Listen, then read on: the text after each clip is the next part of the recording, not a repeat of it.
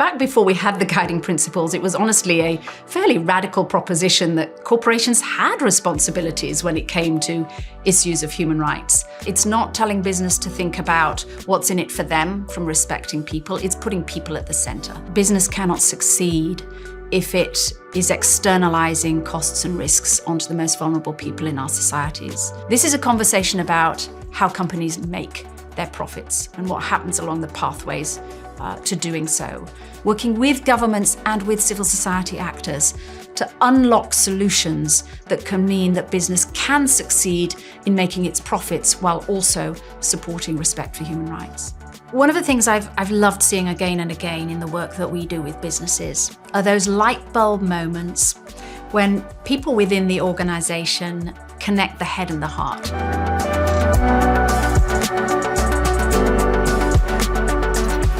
So the UN Guiding Principles on Business and Human Rights are essentially a normative standard of conduct for business. It speaks to what's expected of business when it comes to the ways in which their practices and their business relationships affect people's basic dignity and equality of worth. It's a reasonableness standard, what can reasonably be expected of business as they go about their operations, as they work with value chain partners, to understand where the greatest risks to people lie and what they need to be doing about them to avoid those materializing into impacts or to deal with impacts that have actually happened.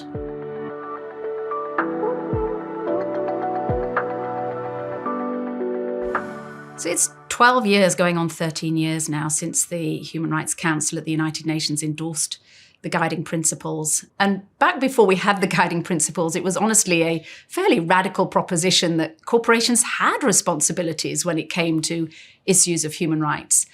I think today, not just in Western countries, but in large economies around the world, it's actually quite normal for companies to accept that they have responsibilities when it comes to these most acute impacts on people. And we see that driving through in a range of ways. We see it in the sheer number of companies that are going out there publicly and saying they're committed to respect human rights. So we start with words and we start with intention. But we see it also coming through in practice of companies, companies coming together in collaborative initiatives with others in their industry, coming together with civil society and labor organizations to actually change up what's happening out in their value chains, within their operations, to change up practices, the ways that decisions get made, and to engage with the people that they may be affecting to find solutions to the kind of harms that may be occurring. Whether we're talking about forced labor and child labor, or living wages in supply chains, or we're talking about displacement of communities around extractive sites, or we're talking about the ways in which data gets used and privacy or well-being might be threatened through IT platforms and social media and so forth. In all of these domains of business, we see how the guiding principles have changed assumptions about what companies should be doing and are changing the practices of what they actually do within their four walls and in their relationships with other businesses. But really critically, it's not just about what companies are doing in response themselves. It's also about how we see both national governments and international organizations responding as well. So we've seen a growth in regulation around this that started in reporting standards. It started in the form of what governments and organizations like the European Union are expecting companies to tell their investors and their other stakeholders about how they are managing and responding to impacts on people. We've seen that in the EU reporting standards that are coming into force in the next year or so. We've seen that in national reporting requirements around specific issues like forced labor and child labor and so forth. But now we're also seeing a slew of legislation, again, mostly in the European Union, but not uniquely, about the actual conduct. So not just reporting what you're doing, but actually being expected to act in certain ways. And we call this due diligence legislation. We have a corporate sustainability due diligence directive that's about to be finalized in the European Union, and which will apply to some 40,000 or more companies that are expected to take certain actions to understand where there are risks to people's human rights and take action to address those and have some accountability, even in certain limited circumstances, civil liability associated with whether or not they're doing that effectively.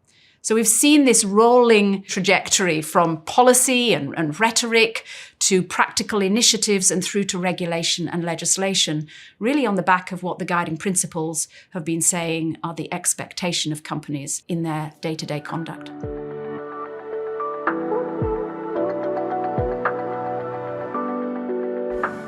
The European Union legislation around reporting will affect an estimated 40,000 or more companies. It's very hard to say exactly, but estimations suggest that maybe up to 3,000 of those will be US companies with significant operations or presences in the European Union. So it is centered on companies that have a level of operations and presence within that jurisdiction, but of course they can, like US companies, be headquartered elsewhere. That's a large number of companies by any measure, and there's no question that there are companies in the EU and in the US and elsewhere that are familiar with the guiding principles and have been taking action to implement due diligence, to be reporting on what they're doing for a good number of years now. It's not novel in that regard that it's appearing in legislation is the change rather than the practice.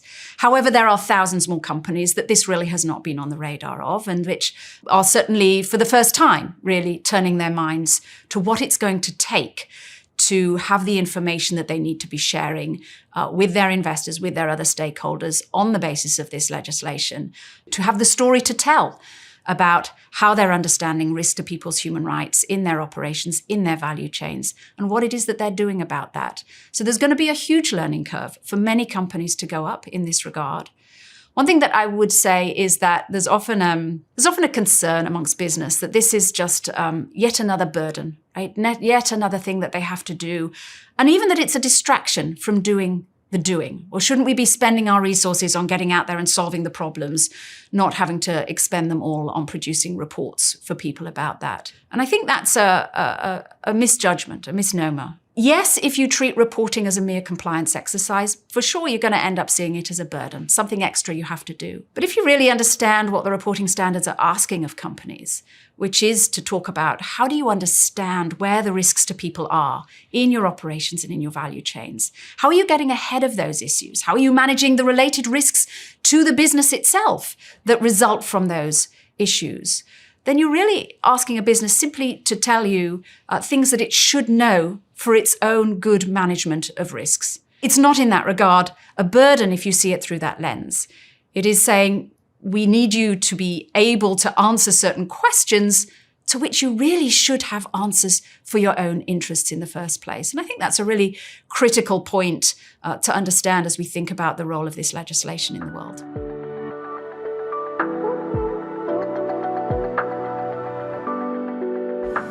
Companies that start using the UNGPs are starting from very different places with very different kinds of challenges. If you're an apparel company that's been looking at issues of child labour or forced labour or poverty wages in your supply chain, that's very different to if you're a mining company or a renewable company that's looking at impacts on communities that are being displaced from land and cultures and livelihoods, which is very different from if you're a tech company that's looking at downstream use of your technologies or platforms. The places that companies are starting at are very different. And the reasons that companies, other than legislative requirements, come to these issues are also very different. It may be that they have a burning platform. They've had a crisis and light bulbs have gone off that they need to get ahead of these issues. It may be that they have an enlightened leader who's brought that realization to play. It may be that they're in an industry where there are competitive pressures to not fall behind on these issues. So it's very difficult to say that there's sort of one set of responses to the issues. I think the most positive set of responses that we do see again and again in our work is the realization that this is very, very far from where we were 30, 40 years ago of talking about corporate social responsibility as some kind of philanthropic endeavor, right? That was a conversation about how companies choose to spend their profits. This is a conversation about how companies make their profits and what happens along the pathways to doing so. And therefore, I think the response from many companies is, in fact, a realization that this is in their own interests, that they don't want to be a corporation in the world that is known to be making profits on the back of misery and poverty and the degradation of human experience, that they want to be a company that is out there making their profits in ways that are aligned with social values. But also the realization by many that in doing so, that in respecting people's human rights, they're also shoring up their own reputations, their own operational and financial success for the future, to be an employer of choice, to be a business partner of choice, to be a buyer of choice, to be an investment of choice. So these societal imperatives that we see, that business should be embedded within social norms and values, the ways it works should be reflective of those norms and values, is very much aligned also, I think, with the realization that this is ultimately in the interests of successful business itself.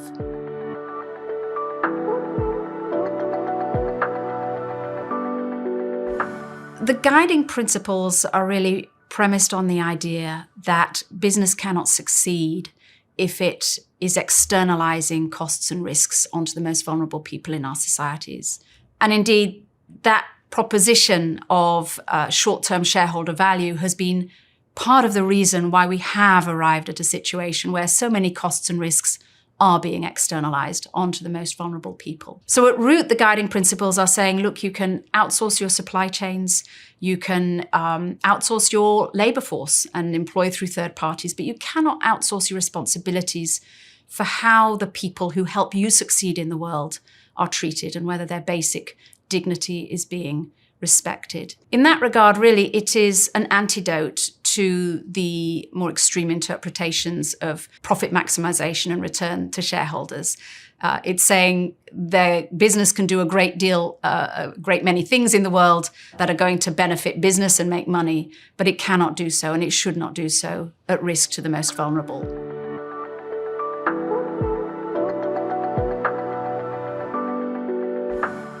One thing that's really important about the guiding principles is that it flips the lens. It's not telling business to think about what's in it for them from respecting people. It's putting people at the center. This is a paradigm for looking at how a company's activities and its value chains can lead to risk to people. It centers people in the paradigm of what due diligence is about. It recognizes that when businesses effectively manage risk to people, they are also de facto managing related risks to the business. But the lens through which to do so is an understanding of risk to people. Let me give you an example. Too many businesses, when they start from the lens of risk to the business, say, well, okay, we need to make sure that our first-tier suppliers are doing the right thing because that's where we have a direct relationship. That's where we're most exposed. It's not the case. What we see again and again is that the issues hitting the media, the issue hitting even the courts, are issues of child labor, 3 tiers up your supply chain, of forced labor, 5 tiers up your supply chain. You find the risks to business first and foremost where you find the critical risks to people. And that same philosophy, I think, is now entering the realm of reporting standards. We see that in the European Union's reporting standards. Yes, they ask companies to report on issues that are financially material, environmental, climate-related, and social issues that can affect the success of their business. But they bring this idea of double materiality into play. It's not just about what's financially material. They're also asking companies, requiring companies, to report on their most material impacts on people and the environment, whether or not those may or may not result in financial consequences for the company itself. It's bringing into balance then these two lenses, risk to people on the one hand and risk to business on the other, and saying that both should matter equally to our societies and that increasingly both matter to investors as well.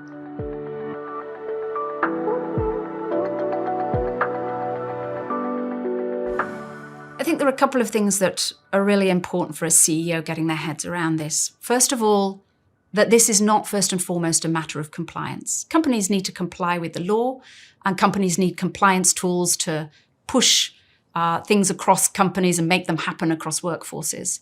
But ultimately, this is about mindsets and culture. This is about how people in your organization think about the consequences of the decisions they make and the actions they take and the behaviors that they display. The pathway to success lies in understanding it first and foremost as being about mindset and culture and behavior, with compliance tools in the toolbox along the way.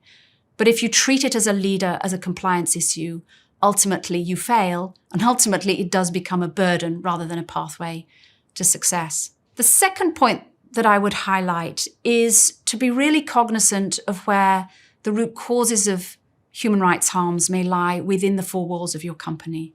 It's quite easy to say, well, look, we have to work with these suppliers and they don't really understand, so we have to tell them to comply with our code of conduct and then try and police whether they do or they don't. And to miss the point that when your own purchasing department goes out to those suppliers and says, yes, we know we sent you this code of conduct and we know that those auditors will be coming in to make sure you're complying with it, but right now we're going to tell you that we need you to provide the same products this year as you did last year for a lower price or at higher speed, or we need you to take on the risk of warehousing because we don't want to carry the cost of that.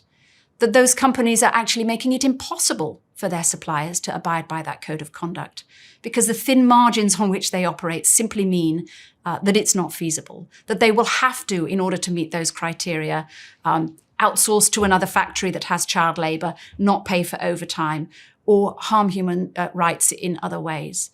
And so for business leaders to internalize that they cannot simply see this as a set of problems out there in the world that they have to tackle, but that they need to look internally at their own practices and even at their business models to find some of the root causes of the problem and in order to solve those issues where they start.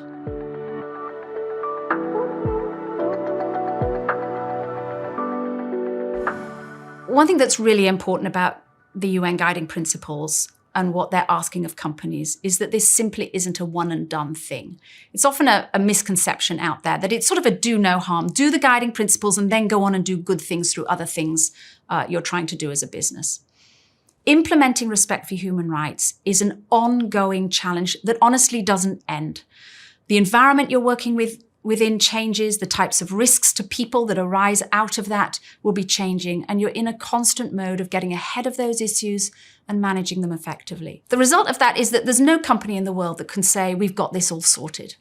But there are many, many companies that are doing great things on the pathway to resolving or better managing risks to people. And very often the companies that are leading in that are companies that have recognized they can't do it alone, that they're collaborating with peers around this.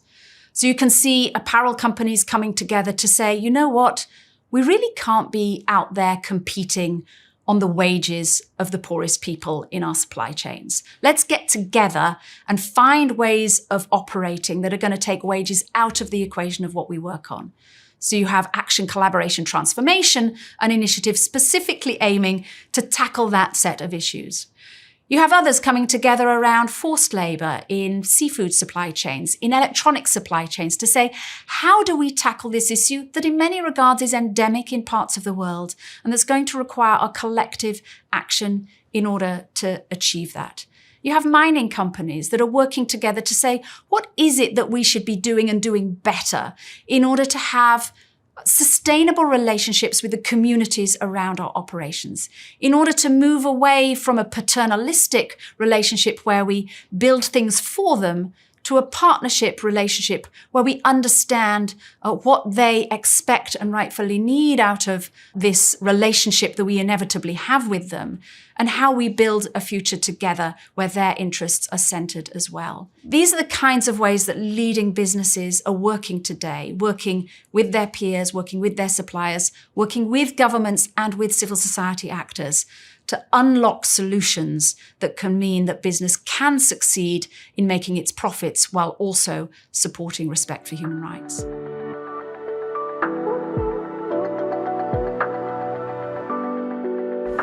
So there are at least a couple of significant applications for investors of the guiding principles. First of all, they're firms, they're companies. The guiding principles apply to them. They have responsibilities to make sure as they go about their work that they are respecting human rights. That is in relation to their own workforces, in relation to their supply chains for sure, but of course it's also downstream in their portfolios.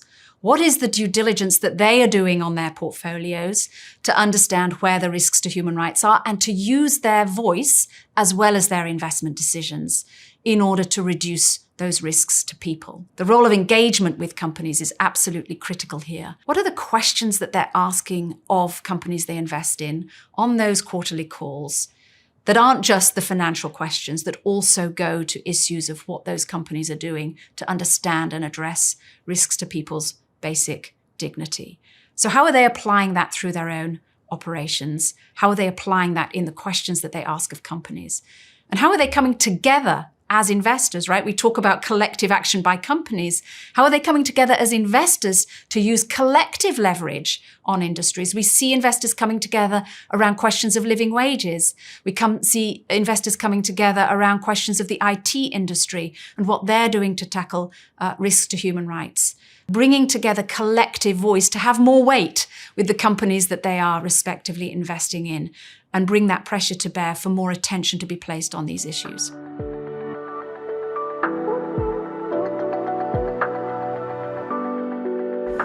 There's absolutely no question that quarterly earnings calls are a critical opportunity for elevating these issues with companies. What's interesting is that sometimes investors will say that, well, you know what, I mean, we're just one investor, it won't have that much effect. But we see it also at the other end of that telescope. We see the people in companies who say, even when we get one question on a quarterly earnings call about human rights and how we're managing them, the ripple effects in the company are enormous. Questions get asked from the top, accountabilities for what's happening spread out across the organization. Answers have to be found, there's follow-up. So I think investors can really underestimate the power of one smart question on a quarterly call. The other aspect that arises is that investors will sometimes say, well, we can ask that question, but then we sometimes get a really slick answer and we just don't really know what to do with it. It sounds reasonable. Is that enough of an answer? Should we be happy with that answer, or should we be pushing harder? And so I think there is an area here for investors to educate themselves, to engage more in understanding the dynamics of what happens in companies, how human rights risks manifest, what the good follow-up question is to the one that they're asking on the quarterly call, so they really can pursue that with more insight into what it is that they're hearing back from businesses. So I think educating themselves, talking with companies, talking with industries to really understand more about how human rights risks arise and what best practices can make for a smarter set of exchanges.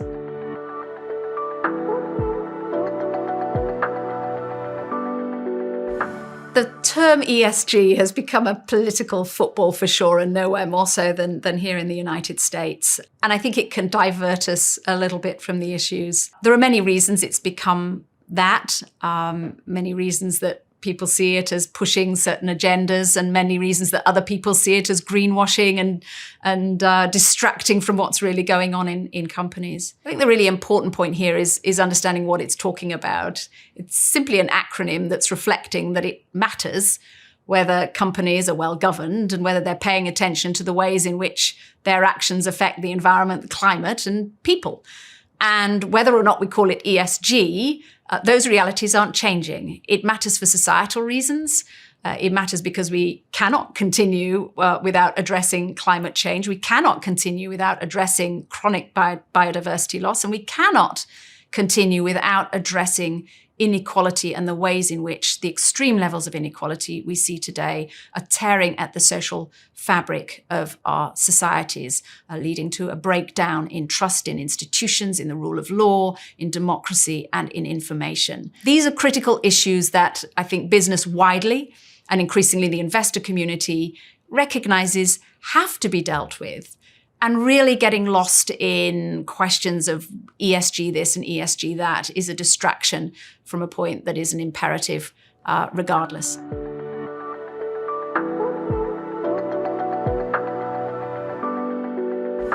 It's really important that we understand that the term sustainability is not just a term that refers to the environment and climate. It is a term that refers to the environment, climate, and people.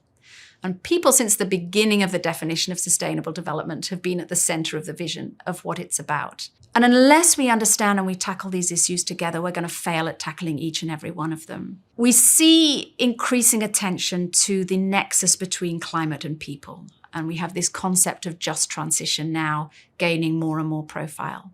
That's the recognition that as we move through the transition towards carbon neutral economies, that we need to make sure that the most vulnerable people in our societies are not left behind.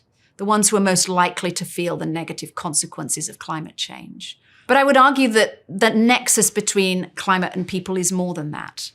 That in fact, this parallel crisis of inequality that we face means that we have to be addressing that in its own right if we're to succeed in tackling climate change. When we're in a world, when we're in societies where people are saying, look, I have to work 3 jobs just to put food on the table. I know that my kids are going to have a more difficult life than I had. We're going in the wrong direction, and policymaking and elite conversations about the solutions for the world are ignoring that reality I live in. When we have that conversation, then people are simply not going to buy into the policy prescriptions for tackling climate change. They're not going to support the measures and the costs that are going to be incurred in tackling climate change. So the point here is that if we don't treat inequality in its own right, if we don't address the effects of our economies on the most vulnerable within our societies in their own right, then we're not going to have the policy space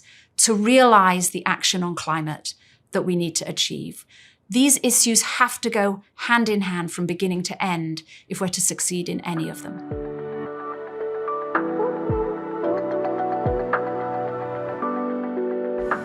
So there's no doubt that it is a contribution to the conversation, and it's a contribution to bringing more businesses into the conversation, to bring forward the cumulative evidence of how addressing these critical risks to people and planet is also in the interests of business. The business case is a reality, and it has a critical audience, and it helps to bring people on board. So I think academia can help us build out that case, can help bring the evidence to bear, can help show the correlations and the causations that convince more people, that bring more leaders into the conversation.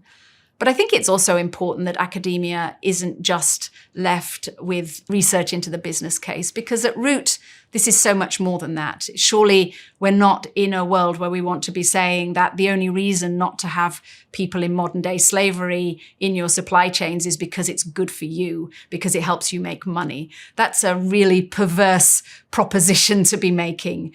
I think we also need academia to be part of the conversation about why this matters for the world we want to live in, to be showing the through lines between what business does out there in the world and inequality and the dissolution of the social fabric that we so rely on and need, as well as the effects on our planet and climate. That we have imperatives because of the world we all need and want to live in, and not just because it's going to help us make the next dollar.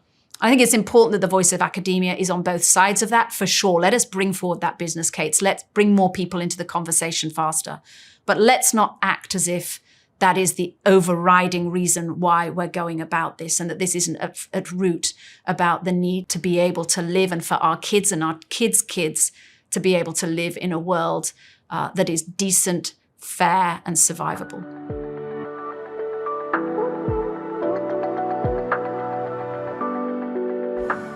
One of the things I've loved seeing again and again in the work that we do with businesses are those light bulb moments when people within the organization connect the head and the heart. That is to say, yes, they work day to day with the spreadsheets and the data points and everything else that's driving decision-making within the business. But they connect that up with their own visceral humanity, the sense of who they are in the world and how they see that.